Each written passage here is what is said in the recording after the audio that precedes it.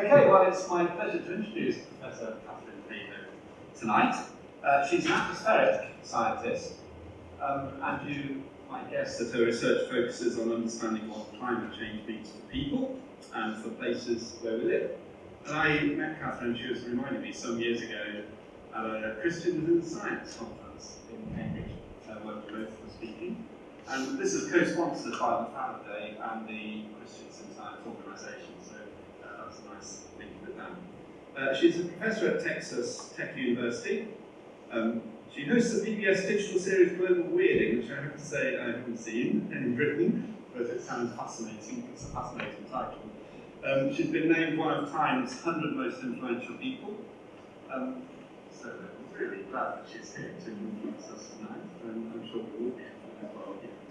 So Katharine, let me hand over to you.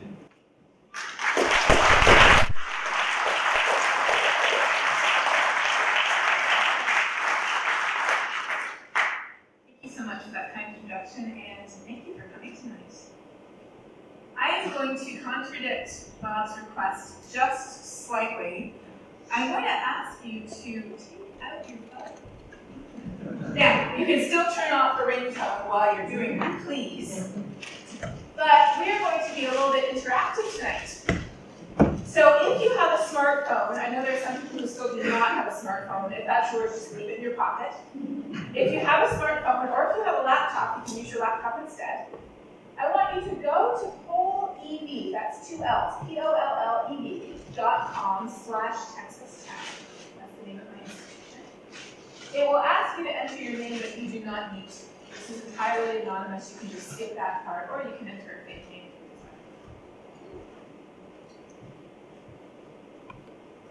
Who has had success so far? Success? Okay. Here's your first test.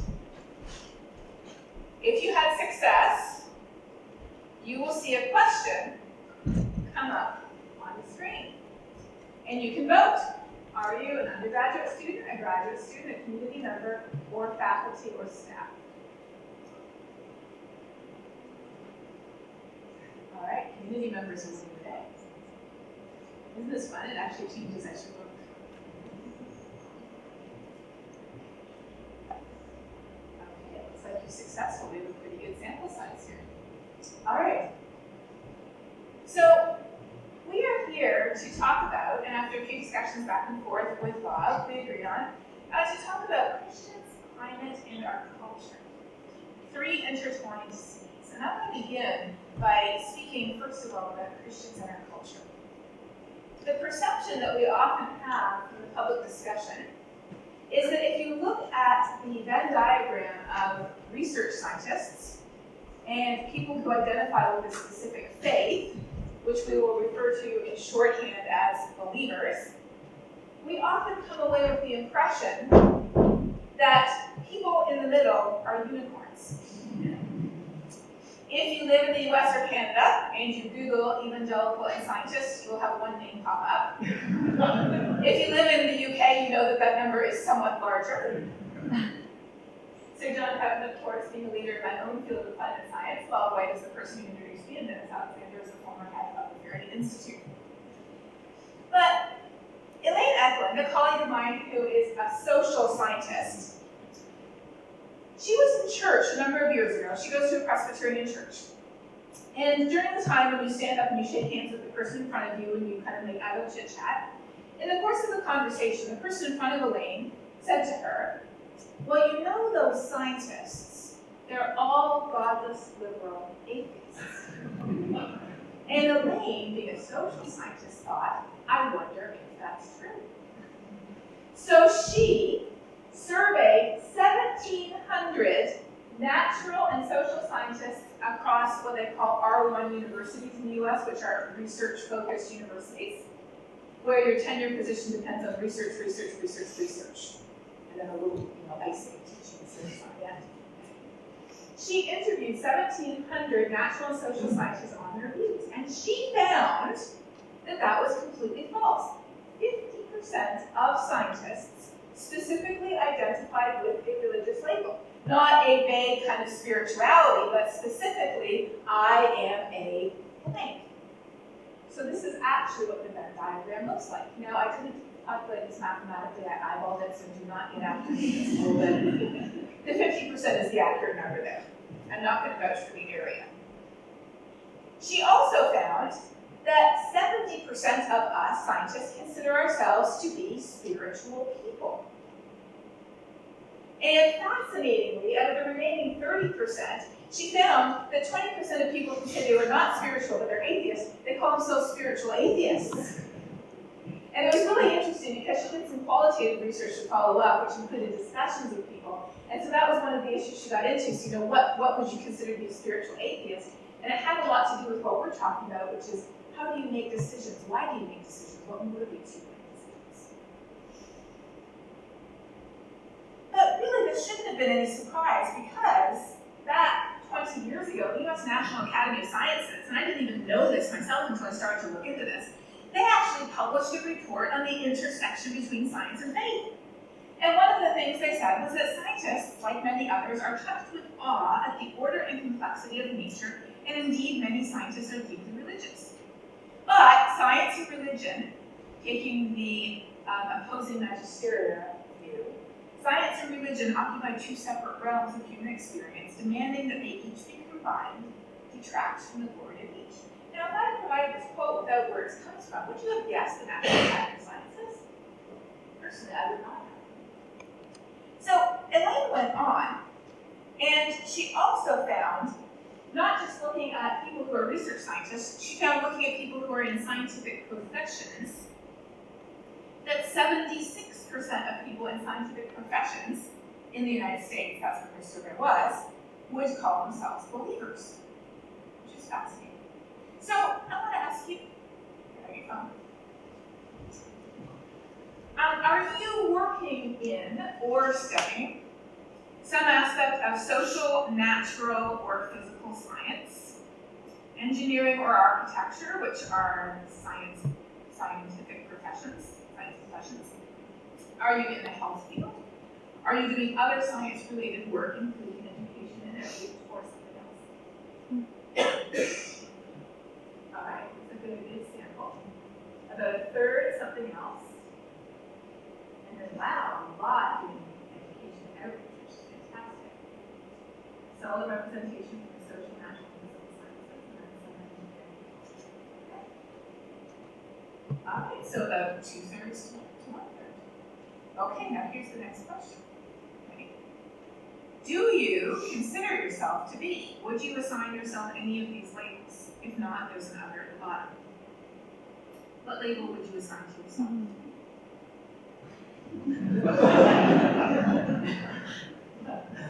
I acknowledge this is a skewed sample. We're not using this for research purposes, just for among ourselves. Now, interestingly, after reading Elaine's work and after being asked specifically to speak to this topic at some public universities in the US, I did 2 surveys just recently, one at Purdue University in Indiana and one at the University of Oklahoma in Norman, both of which are large secular universities. And because they specifically asked me to speak on a topic relevant to this, and especially why in the US Christians disproportionately reject the science of climate change, I did a similar poll, and you know what I found? I found 70%, and it was mostly undergraduates, graduate students, and staff and faculty, 70% identified as Christian. So that busts the myth right there that all of higher education would not consider themselves to have a specific religious label. So here's the question then: why do we still think? Why is it such a popular point of discussion that scientists are hostile to religion? Elaine asked people that in her qualitative research, and she found that within their faith communities, religious scientists often practice a secret science. They're hesitant to discuss scientific ideas because they're afraid of offending people next to them. And in reality, we know that the idea that science and faith are in conflict is so popular, and I borrowed these very handy, nice figures from the Faraday Institute. One of the reasons why it's so popular is because it is actively promoted. And it is actively promoted not on one side, but on both sides. Just one example of someone who actively promotes the idea that they're in conflict is Richard Dawkins. Another example is Katharine Hayhoe, as answers in Genesis in the US. So there are people on both sides who are actively promoting the idea that they are irreconcilable, completely in opposition. You must choose one or the other. You cannot possibly choose both. Now, traditionally, these issues have focused on issues of origins and the age of the universe. And so people often say, well, I can't agree with you on climate change because then I would have to agree that there's no Earth. But the fascinating thing is that when you look at just the last 6,000 years of Earth's history, in terms of our global average temperature and our carbon dioxide levels, we see that to agree that climate is changing due to human activities, we only have to agree the Earth is at least 300 years old. And to the best of my knowledge, everybody agrees with that. I haven't pulled anybody on that, but I think it's pretty safe. But there are many people who explicitly and deliberately foster the idea that not only origins, not only the age of the universe, but climate science is in irrevocable conflict with faith. Who are these people? Many of these people are politicians. Here's a selection of quotes for you. A politician from California, the climate wearing a white hat, which you know denotes what? Good guy. Symbolic messaging and everything. The climate of the globe has been fluctuating since God created it. It will continue to change because of the way God formed the earth. And the arrogance of people to think that we human beings could change what he's doing to the planet is outrageous. In Texas, people are much more blunt. It's not a science, it's a religion. The problem is that Al Gore turned it into a religion. And if you want proof of it, all you have to do is Google the Church of Climatology, and you can see that somebody actually photoshopped my head onto the climate.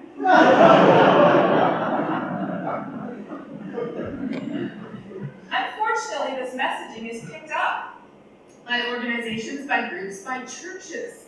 On Judgment Day, you'll meet Father God, not Mother Earth. What is that implying? That there are two religions, a true religion and a false religion, an earth-worshipping religion and a God-worshipping religion. This is so endemic in our culture that, just to give you a recent example, 3 weeks ago, I combined with climate scientists around the world to write a letter in support of the youth who are striking for climate action. This is an excellent letter, and I would encourage you to read it if you're interested. We published this letter, and Greta Thunberg, among others, thanked us for this letter, and here is the response, the first response I saw. This exquisite selection of climate Scientologists is brought to you by Greta. What is Scientology? So the immediate implication was to say these are Kool-Aid drinking Scientologists who do not understand the way that the world works. Is this framing valid? Is the framing that climate science per se is in conflict with our faith as Christians? Let me ask you this. What is a common religiously sounding objection that you hear to climate change? And don't tell me you don't hear them, because I get a lot of people from the UK attacking me on social media, so I know that there's people right here in the UK who say these things. I have a large sample size on that one. So tell me, what's a common objection that you have heard with somebody poo-pooing or dismissing climate change using a faith or a religious frame to do so? If you don't have any of your own ideas, if you are a fortunate person who's never heard this before, what you can actually do is you can upvote the ones that you think are more popular.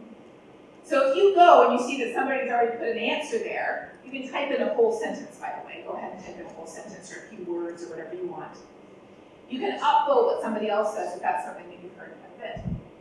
Yes, in fact, we talked about that one just today when I was talking earlier with Roger. So go ahead if you want to, you can upvote them as well as entering your own. There we go, see? Upvotes. It's all going to burn anyway. God will restore the world. It's fear-mongering. and that's a big limit here. Climate has always changed, yeah. That's probably the number one here for anybody. Go forth and multiply, yes. The earth is going to be destroyed anyways, there's no point. We're supposed to rule and subdue.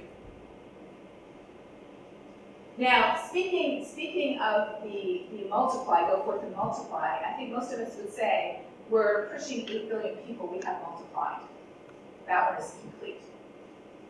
But interestingly, when I went to speak recently at a very politically conservative location in the US, there was significant resistance to having me come and speak. And one of the people said, well, why are you inviting this woman to come speak about climate change when we know the only solution she's going to push is abortion? Because it takes care of the overpopulation problem. So this is, yes, that was actually new for me, but this is a real issue. All right, so climate has always changed. It's all going to burn. God will fix it. And why bother? It's all fear-mongering. Excellent selection. Well, here you go. The ones I hear are, yeah, bring on the end times. We have dominion over the earth. In the Bible, it says there will always be seasons, so you can't say it's getting warmer. God is in control, not humans, and of course, the classic, those scientists are all about this. So here's the interesting thing. When you survey people, and this is a survey specifically in the US, but you survey people and you say, how concerned are you? And you look at who's at the bottom of those who are most concerned about climate change. White Catholics actually beat out white evangelical Protestants by 1 percentage point. You look at this and you say, well, clearly it's got to be something about what people believe. It's got to be a theological objection people have. But then if you cast your eyes up to the top, who's the most concerned people group about changing climate in the United States? Hispanic Catholics. But you might say, but don't they have the same Pope? And didn't that Pope write an encyclical, an entire book, about how climate change impacts the poor, about how our faith and our values call us to fix it? Good. So is there some inherent contradiction between what we believe as Christians and the idea that humans are changing climate and we have the responsibility to deal with it? I would say if you actually look at the Bible itself, no. In Genesis 1, every child in Sunday school learns that we were created in God's image. But personally, I never attended a Sunday school class. I never attended a workshop, a lecture, or even a sermon until much later in life that finished the sentence. Because it says so that. It gives us a reason that we were created in God's image.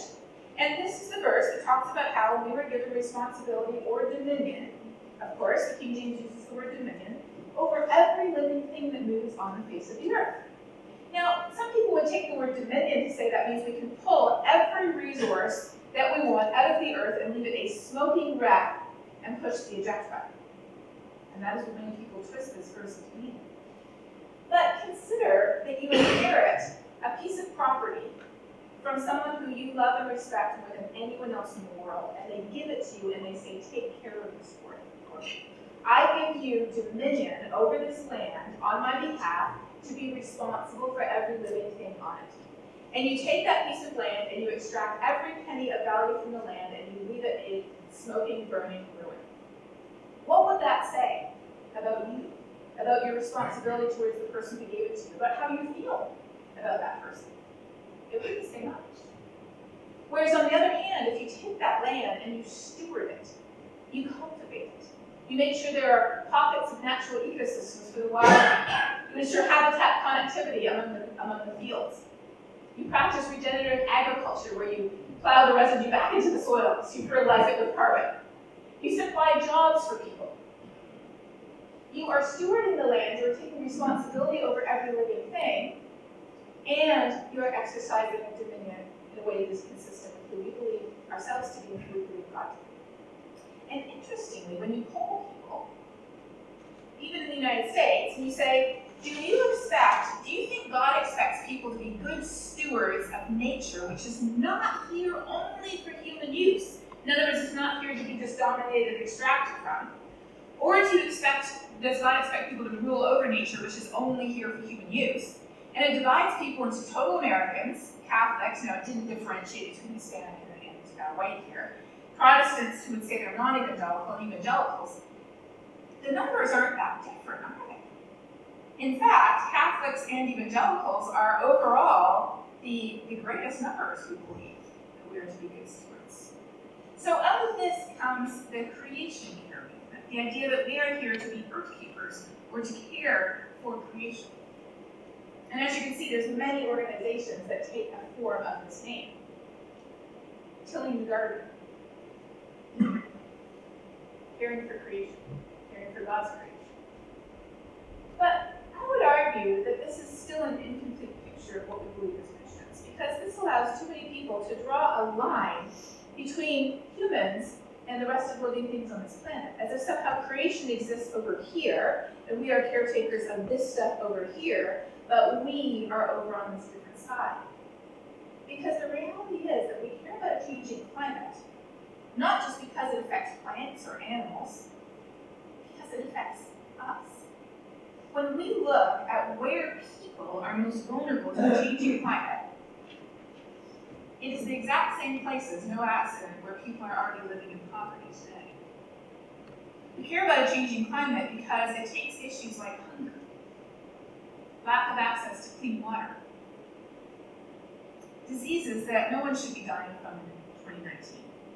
And it exacerbates them or it makes them worse. As the US military calls it, the single best description I've heard of climate change is this: it is a threat multiplier. It takes the issues we already care about today and it exacerbates them and makes them worse. That's why we care. And we know, as Christians, that the only thing that counts is when our faith expresses itself through love. So how loving is it to say to somebody, be well, have a Bible, when they can't grow their crops because the rainfall patterns have been disrupted by a changing climate? How loving of it is us to say, well, here, take our gift bags, when the land that they live on is being inundated by rising seas. Today, caring about a changing climate is expressing our faith through love, or as they say in the Texas version of the Bible, which they print on road signs, that love thy neighbor thing I meant to explain God. There's a few other not so nice ones here, but I like this one.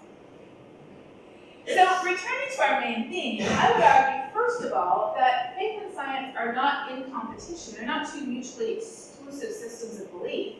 In fact, if we believe that God created the universe, then what is science other than trying to figure out how we did it? But I would go a step further, and I would say when science confronts us with difficult, challenging decisions, we need them both. Because science is like a map. It can tell us which way is north or south or east or west. But our faith is like the compass. It can tell us which way is the right way to go. So when we look to our science, when we look to our faith in what I do, I would say the answer to question number 3, do we need them both, is when it comes to climate change, yes, because what is bigger, what is thornier, what is more challenging to deal with than the issue of a changing climate? It affects poor people more than rich. It has actually widened the gap between the rich and the poor already. It increases and exacerbates injustices. It interacts with almost every source of energy and resource that we use in this world. So we need them both, and here's how we need them both.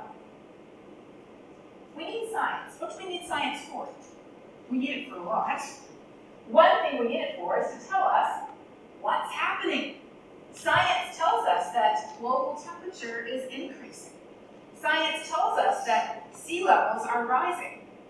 Science tells us, month by month by month, that glaciers are melting faster, that sea levels are rising faster, that corals are dying faster, that heavy rainfall is increasing faster.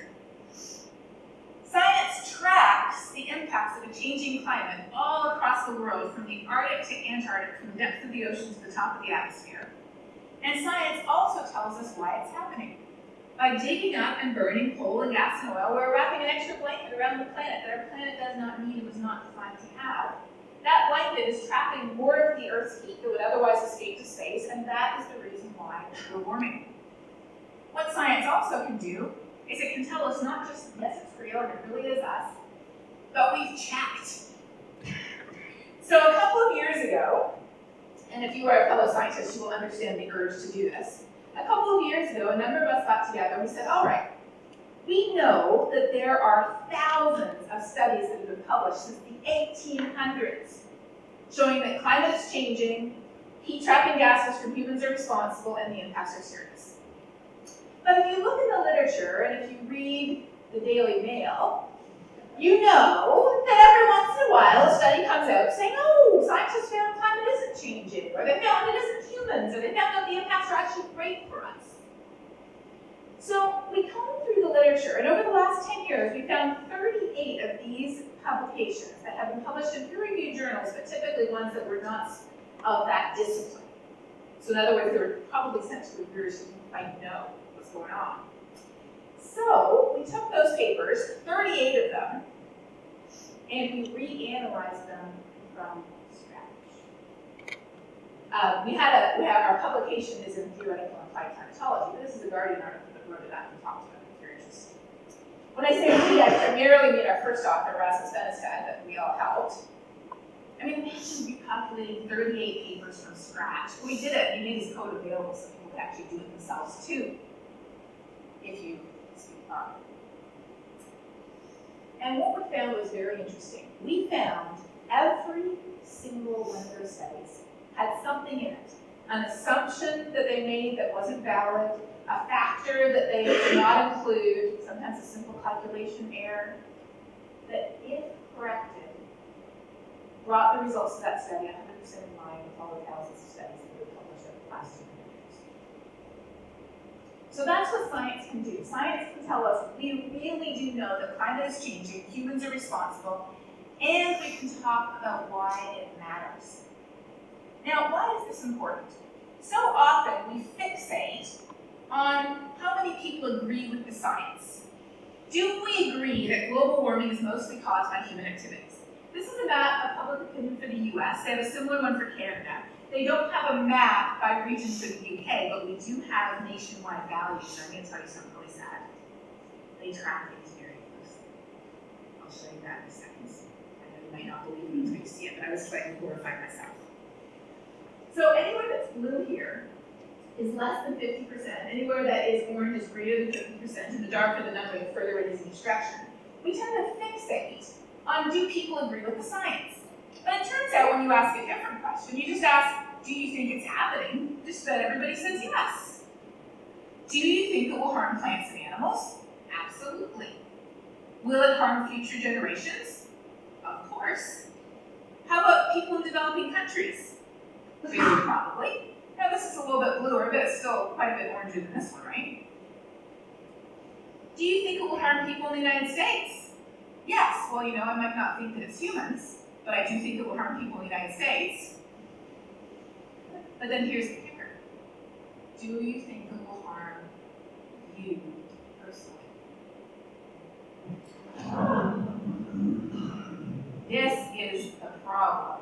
This is the real problem. Because even people who would absolutely swear, yes, it's real, yes, it's serious, they don't think it matters to them. And so when push comes to shove in making our own personal decisions, or when we go to the voting booth, climate change falls to the bottom because we don't think it matters to us. Now, if you're wondering who lives in those orange counties, I bet you have a good guess now. Those states are Texas, New Mexico, and then there's a bit in Arizona and California. And those counties have large populations of, exactly, Hispanic Catholics. Interesting. Now, you may say, but what about the UK? Well, here's the nationwide values for the UK. Over 90% of people in the UK say, yes, it's happening. Now, that sounds pretty good, but remember, if you look at the US, is it happening? It's pretty dark here, too. Not 90%, but, 75%. Are humans responsible comes out at 35%. And actually, according to natural factors, we should be getting cooler right now, not warmer. And then the kicker, are you worried about it? That's just over 25%. So these values are not that different, are they? So why is it so important that we have the science here? It's so important because the science can tell us why it matters. And the biggest reason why climate change matters to us right now, here today, in terms of how it affects our lives, is because it is loading the natural weather dice against us. What do I mean by that? Well, we know that we always have a chance of rolling the proverbial double six. A record-breaking hurricane or cyclone or typhoon. A flood, a heat wave, a drought. That just happens naturally, it's part of life on Earth. But as climate changes, as the Earth heats up, it's loading the dice against us so that decade by decade by decade, as the world warms, we're starting to throw more double sixes because climate change is sneaking in when we're not looking, taking one of those numbers and replacing it with a 6 as well. And then a decade or two later, we've got another 6. And then, one day we roll a double 7. We say, what's this? There weren't even any 7s on the dice. I'll give you an example. When Hurricane Harvey hit Houston, it was a record-breaking event with over 50 inches of rain in some locations, but it was the third 300-year flood event in some places in Houston in 3 years. Yeah, that's not a 500-year flood event anymore, is it? Climate change is loading the dice against us. How is it doing so? It's making extreme heat more common. Now, we still get extreme cold. This is looking at the United States. We have similar numbers for Canada. If you look at our ratio of cold to high temperatures, 1 to 1 would be the same number.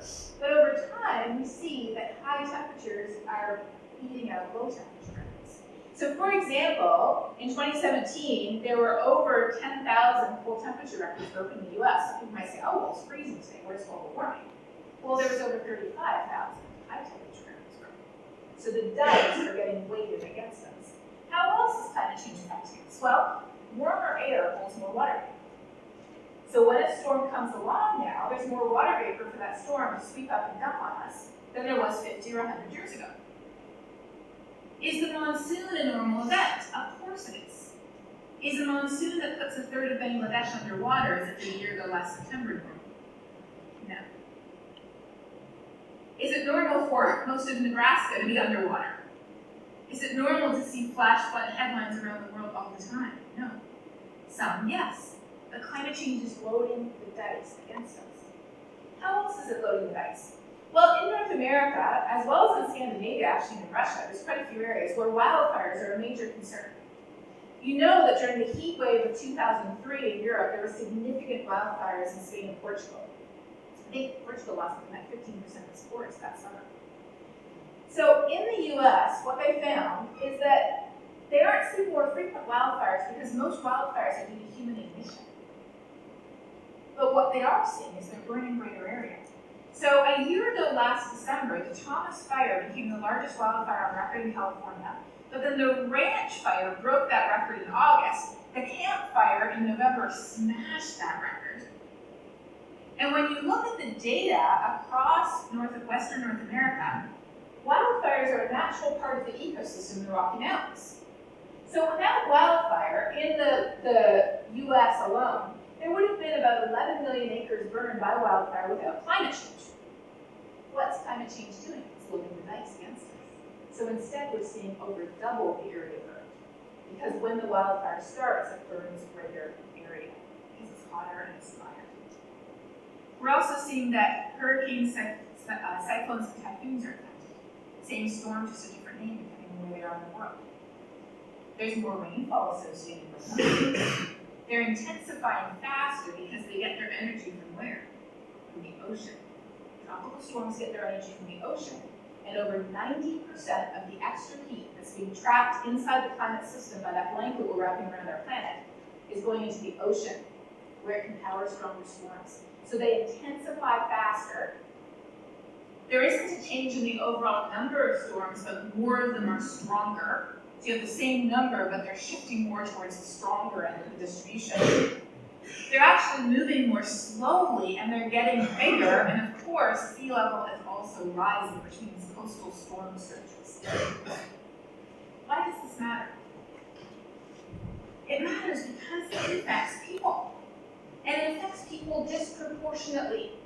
Hurricane Matthew, from a few years ago, is an example of a hurricane that hit both a desperately impoverished Caribbean island, Haiti, as well as hitting the east coast of the US. And when you just look for the first headlines associated with Hurricane Matthew, you have disaster relief money is coming to North Carolina, and then what do you have on the other side? The impacts are disproportionate. And so when the heat waves come, when the droughts come, whether they come to Spain, to California, to Syria, to Texas,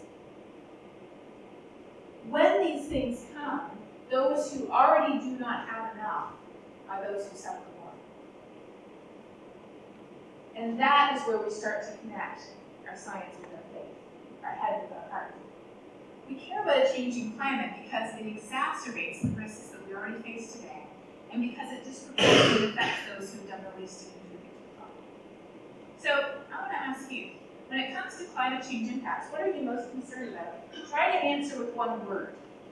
If you cannot answer with one word, join your words with a dot or a dash. You'll see why in a minute. Do not use any spaces, no spaces.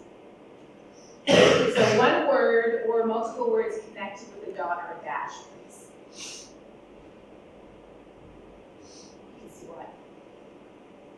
And the more people who answer a given word, the bigger the word. So far it looks like it's all in.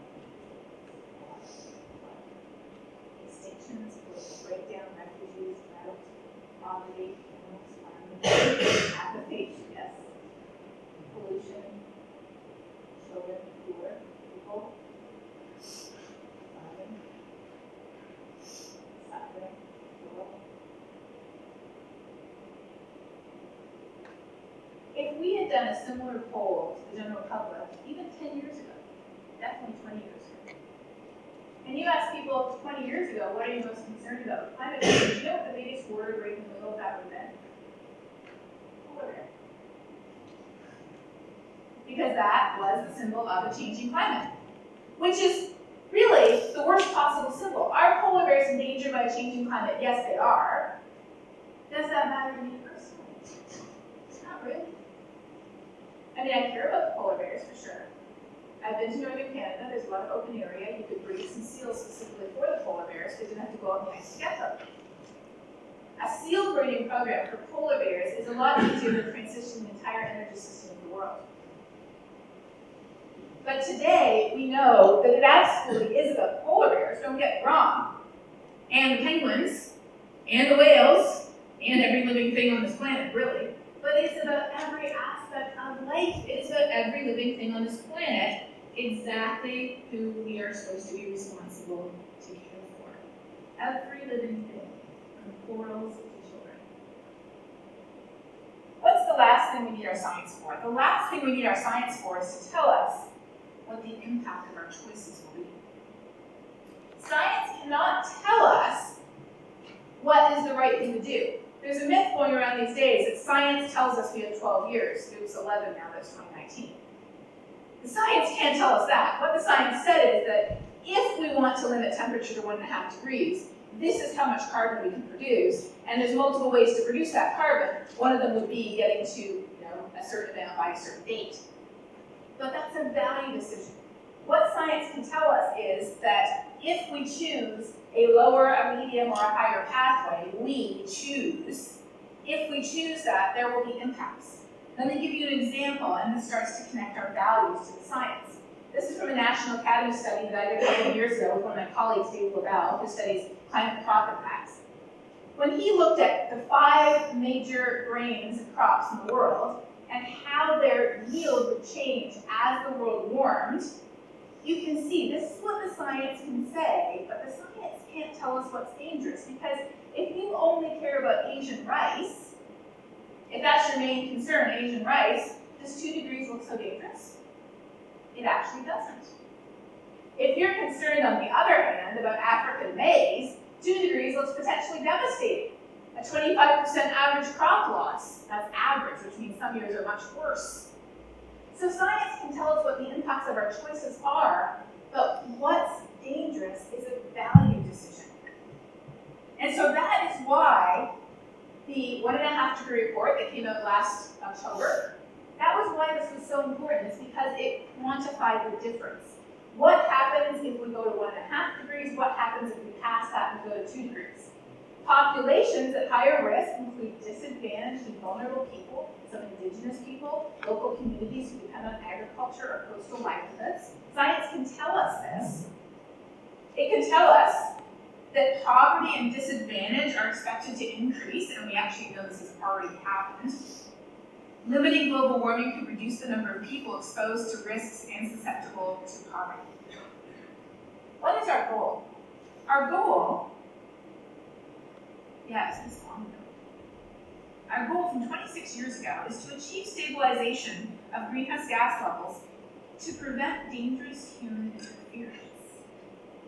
And then in Paris, after 25 years of arguing over what is dangerous, they settled on below 2 degrees, 1.5 degrees impossible. But this isn't a value judgment. Because is climate change already dangerous today? Yes, it is. It absolutely is. Is it going to be devastating to people in the future even if we limit warming to 1.5 degrees? Yes, for many people it still will. So what we can do is we can make decisions based on the information we have. And this is where we have to connect our head with our hearts. Now, it isn't about being Christian per se. It's about being human and recognizing that what we have in our hearts has everything to do with how we make decisions. So, how can we make decisions based on what's dangerous, the trade-offs between action and inaction, faster and slower? As a Christian, this is where I look to what I believe. And what I believe starts in a place that you might not expect. It doesn't start with verses about nature and creation. It starts with a verse that the Apostle Paul was writing to Timothy, who he was mentoring, and he said something that I think is incredibly insightful for today. He said, God has not given us a spirit of fear. When we talk about climate change, this is one of the emotions that comes to the surface very quickly. Science paints an apocalyptic vision of the future. Others have a vested interest in painting an equally apocalyptic vision of what happens if we do act. But we know as Christians that this is not from God. It's our litmus test. The fear doesn't come from God. God has given us 3 amazing things. Power. What is power? Power is the ability to act. Not to remain frozen in inaction, but to act. So our ability to act comes from God. Love, to have compassion on those other than ourselves. And, as a scientist, I have to love this one, a sound mind to make good decisions based on the information science gives us. As Jane Goodall, one of my personal favorite scientists, said, it's only when our clever brain and our human heart work together in harmony that we can achieve our full potential. So, lastly, what is the way forward? How do we move forward on this difficult, tricky, thorny issue? How does our compass guide us on the map to the future?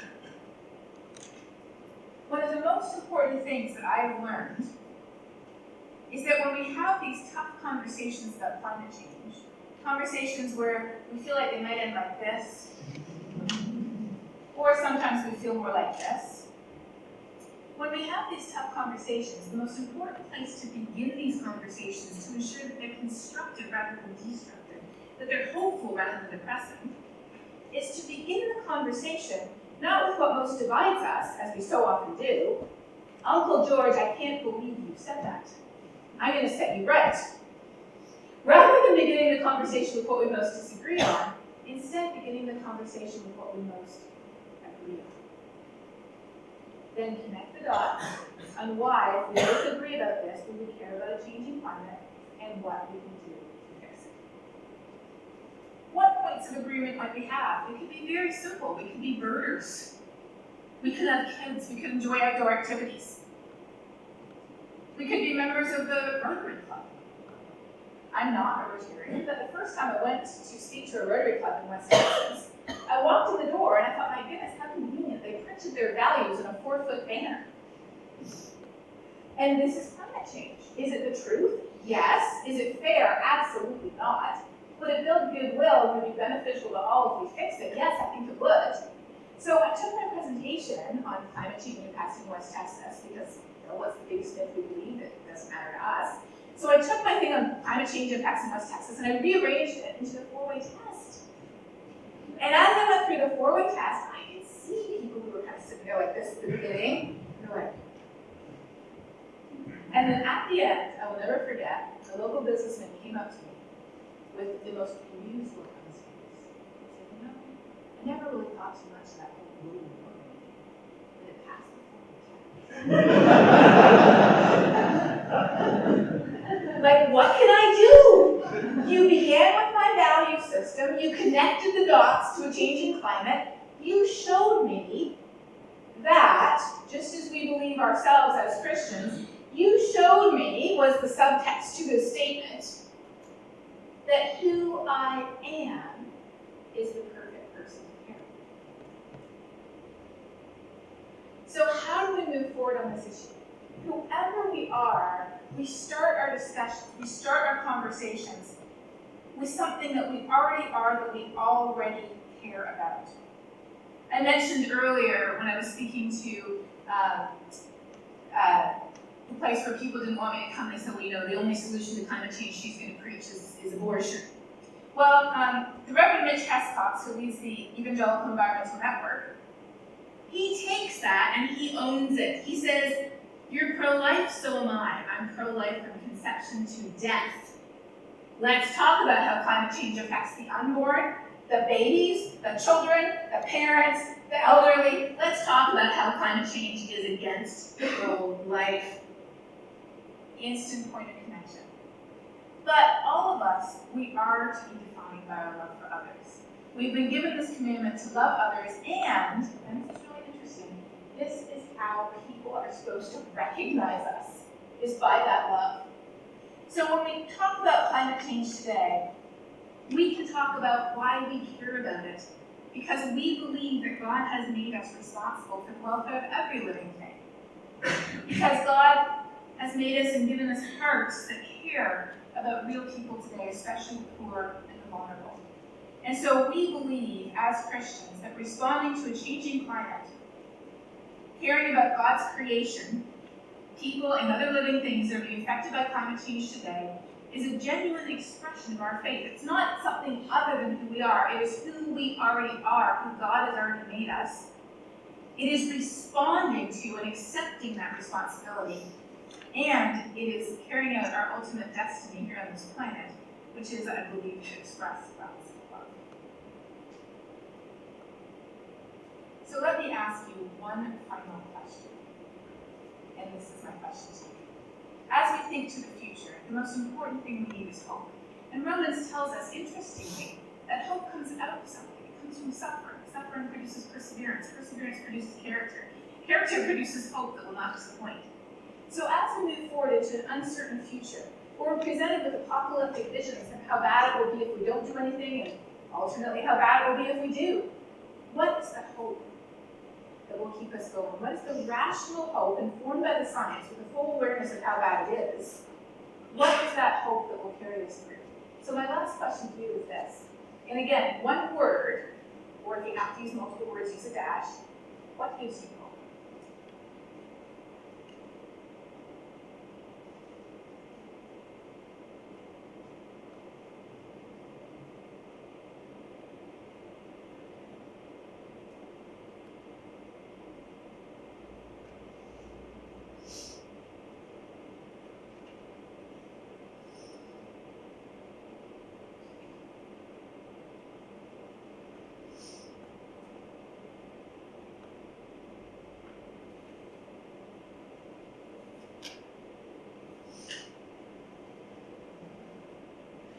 I have to love this.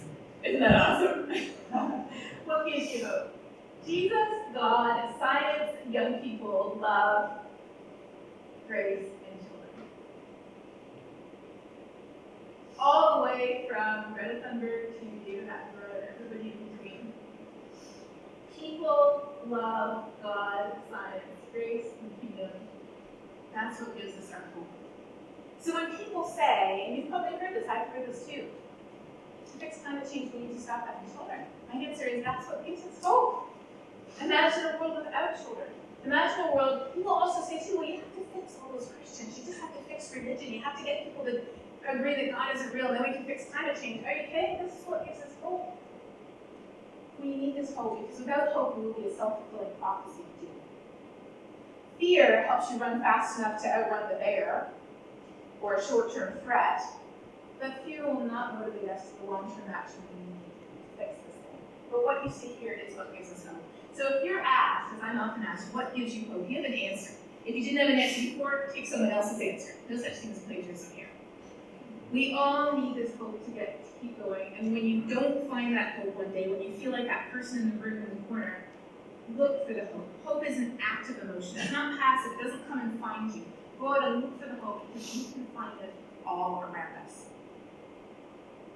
Thank you.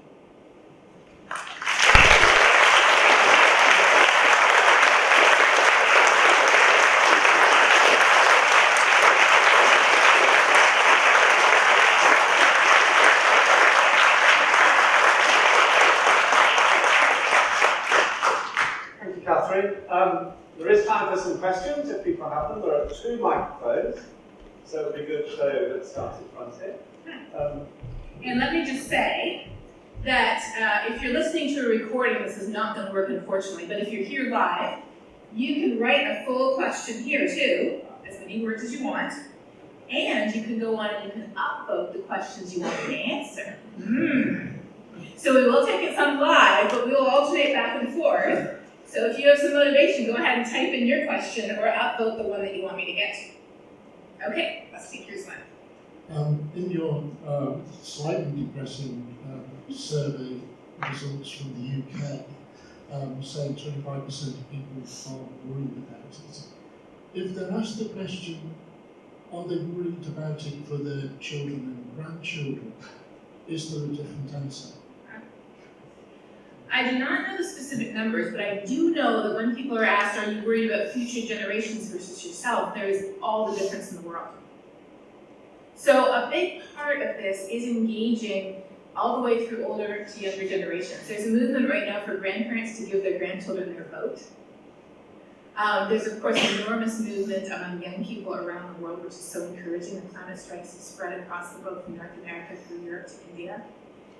And there is that sense of caring about what comes after you. So if you phrased it differently, if you literally said to somebody, you are a grandparent, how do you feel about your grandchildren? And you listened to how much they love them, and then you said, are you concerned about how climate change will affect the future of your grandchildren? I think you get a very strong yes. Because what you just did there in the question was you connected their values to the issue, and then you asked them about it afterwards. Yes. Okay. Yeah, we have quite a few popular questions already. You're speedy. There you go. What should I be doing today? Ooh, I have the answer to this one. So, one of the most frequent questions that I got when I started talking to people about climate change, actually, let me tell you, why do I talk to people about climate change? Well, growing up in Canada, with a science teacher dad, I pretty much grew up believing that the grass is green, the sky is blue, and climate is changing due to human activities. Then I moved to the US, and I realized that here I am studying climate science, and there's a lot of people who don't think climate change is real. But I thought, well, no, those people are over there, they're not here. Then I realized, no, actually, most people in my church. And then, a couple months after I got married, I realized, oh, my husband's actually one of them too. You might say, well, how did that happen? Well, it's because I had never imagined that somebody who, has a PhD in applied linguistics is an endowed professor at the age of 27. I didn't imagine somebody who understands statistics and science and research would think that climate change wasn't real. I never thought to ask. And I never imagined growing up in a conservative evangelical family with somebody who shared his beliefs, because theologically we're very much on the same page. In fact, his 8th book just came out today. It's called Twisted Scripture. It's very well on the Amazon. So if you're curious about what my husband does, he writes books, he hosts a radio show. His name is Andrew Farley, and Twisted Scripture just came out. He was texting me the numbers on his book today. I was very excited. He had never met anybody who shared his theological perspective who did think it was real. So I started talking about climate change when we moved to Texas, but then I had figured out that there were a lot of people who thought it wasn't real, and many of them were actually in my department. And I started to get people asking me to come to talk to their women's group, their senior citizens home, Second Baptist Church, not First Baptist, Second, about climate change. And then people would say, well, what should I be doing about it? And at first I would say, well, changing light bulbs is good. And then so that doesn't feel very satisfactory. Well, stepping on the carbon scales is really important because then if you measure your carbon footprint, you can figure out where the biggest parts of your life affect your carbon footprint. For me, it's travel, which is why I get all my invitations, and Bob was very kind and generous in working with me on the scheduling so I could do multiple events in just a couple of days. For other people, it's their diet, what they eat. If we eat a lot of meat, especially beef and pork, for other people it might be commuting or their home. So I tell people, step on the carbon scales, but that's insufficient too, because if every single one of us did everything we could, that wouldn't be enough to fix the problem either. We need system-wide change.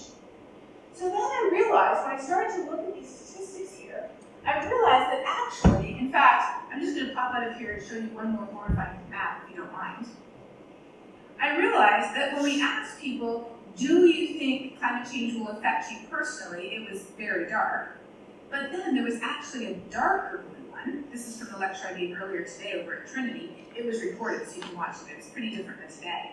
But the one I wanted to show you is this. Here. So this is, do you think global warming will harm you personally? There was one darker blue line, and you know what it was? Do you ever think about it? Look at this. This is stunning. So what is the most important thing every single person can do? It's the topic of my TED Talk. When they asked me to do a TED Talk last year, I said, I will do one if I can do it about this. The most important thing we can do is talk about it, because we don't. And if we don't talk about it, why would anybody care? If nobody cares, why would they support climate action? Talking about it is the most important thing we can do, and every single person can talk about it. Talk about what? Well, sure, talk about how you're reducing your own carbon footprint. Absolutely. Talk about, hey, what do you think of the children's climate strikes? What do you think of the Extinction Rebellion? How do you think Brexit's going to affect our climate plans? What do you think about the UK going coal-free for the first time since the Industrial Revolution a couple of years ago? That's pretty cool. Talking about it is the most important thing we can do. Talking about how it matters to us in the places where we live, first of all, and then second of all, talking about what we can do to fix it. All right, first question. I should say that Katharine is also speaking for us on our summer course in July. Virtually. And she's speaking by Skype, yes. Low carbon, exactly. They asked me to come back and I would have loved to, but... It's an excellent solution. Yes. I'd love to hear you answer how we can persuade politicians. Oh. All right. Because they seem to be occupied with something else in Britain. Oh, it's not just in Britain, trust me. All right. Politicians are just a special subset of humans. You might not agree with that, but I'm pretty sure this is scientific studies that will back me up. They are human. How do we persuade them to take notice? The same way we persuade another human. But we have to do a lot more research. What makes them tick? What do they already care about? What are they passionate about? What are the issues on which they get elected? What are the issues on which they contribute to the party? How can we find a point at which we can establish a common base of connection with them and then connect the dots to a changing climate? How can we come in and acknowledge who they are, acknowledge what's important to them, respect it, appreciate it? Politicians don't get a lot of respect and appreciation, so believe me, that goes a long way. And then say, because you are someone who cares about this, I just wanted to share with you how, obviously, you must also care about climate change because it affects this. But that isn't enough. With politicians, you have to give them a tangible solution that they can get behind. And so, part of the reason why I maintain my Canadian citizenship, even living in the US for a number of years now, is because I feel it's really important for me to be able to speak across the whole political spectrum of the US. So rather than espousing a particular party or policy, I say, you know what? There are libertarian solutions to climate change. Let me show you them. There are free market solutions. There are bipartisan solutions. There are legislative solutions. Yeah, there's socialist solutions too, but if you are one, you probably already found them. And so when people say to me, well, you know, I hate the Green New Deal, I say, fair enough. It doesn't share exactly what policy we use to cut carbon. So what's your plan to cut carbon that's consistent with your values? Oh, you don't have one? Let me introduce you to one that, that goes with where you are on the political spectrum. So we have to talk about solutions too, and so politicians require a lot of research. But like I said, we're just a subset of humans, and we all react positively and have constructive conversations with people who begin the conversation with something we agree on and with mutual respect. Thank you. We've got time for a few more. Okay. Should we do an in-person one?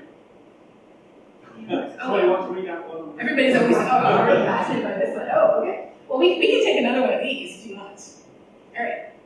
Oh, food. Okay. Let me just highlight something that you may already be aware of. If you're not, I want you to check this out because it's really interesting.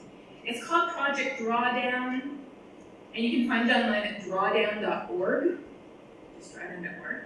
What they did was they showed that there's no one silver bullet to fix climate change, unfortunately. There's no one thing that will fix the whole thing. But there's many, as they say, pieces of silver buckshot, and they list 100 different solutions in order in terms of how much they would contribute.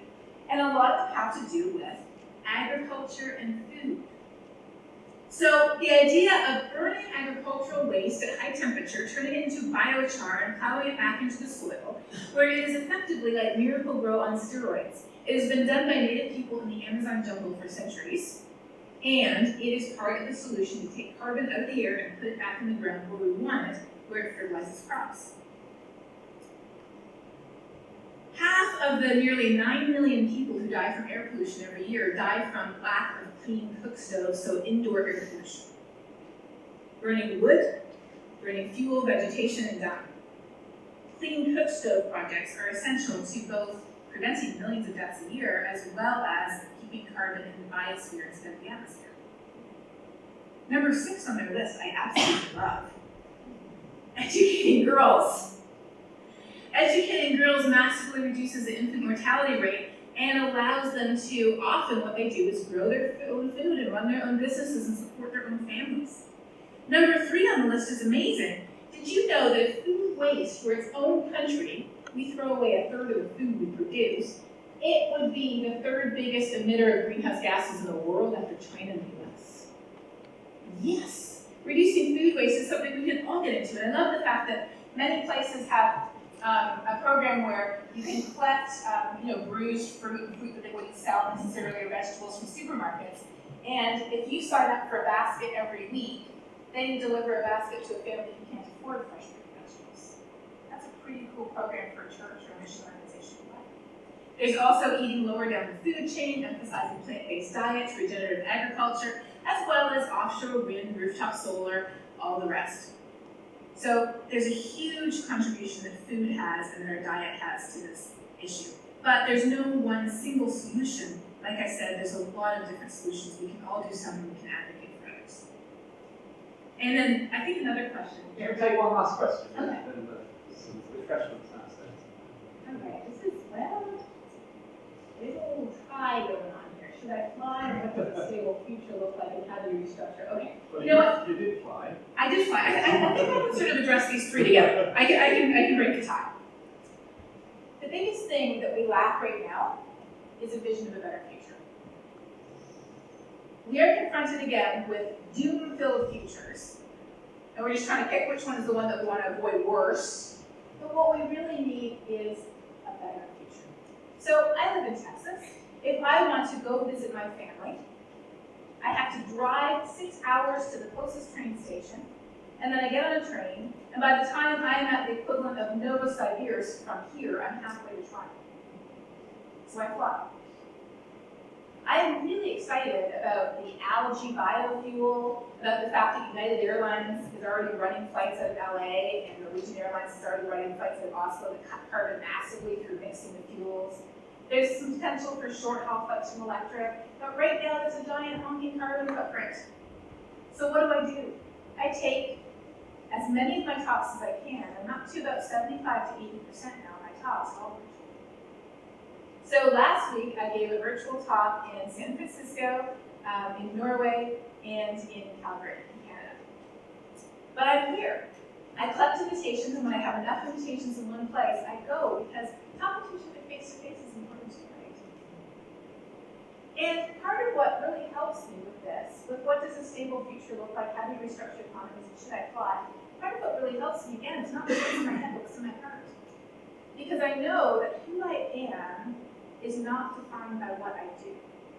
God has detached our performance from our identity and our worth. So when I fly, I almost cringe when I say something on social media because I know somebody's going to ask me to say that.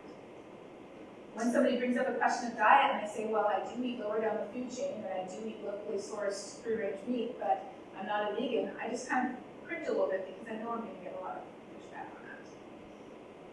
But I do what I can, and I do it not out of fear and not out of guilt. I do it out of love. So when you think of how do we do this? How do we do that? What does the future look like? What should I do personally? We know that each of us is different. You know, the image of the church is a body. A finger doesn't look like a toe. The heart doesn't look like the brain. We're all different. We can all make different choices. But what we all have in common is that our choices, our desire for each other and for the future is motivated out of love. So when we're confronted with decisions to make at the scale of the entire economy for fortunate or unfortunate people, as well as who to vote for in the voting booth, as well as what to do in our personal lives, it's not a case of, is there a new set of 10 commandments now to live a green life? It's a case of what decision shows or demonstrates love.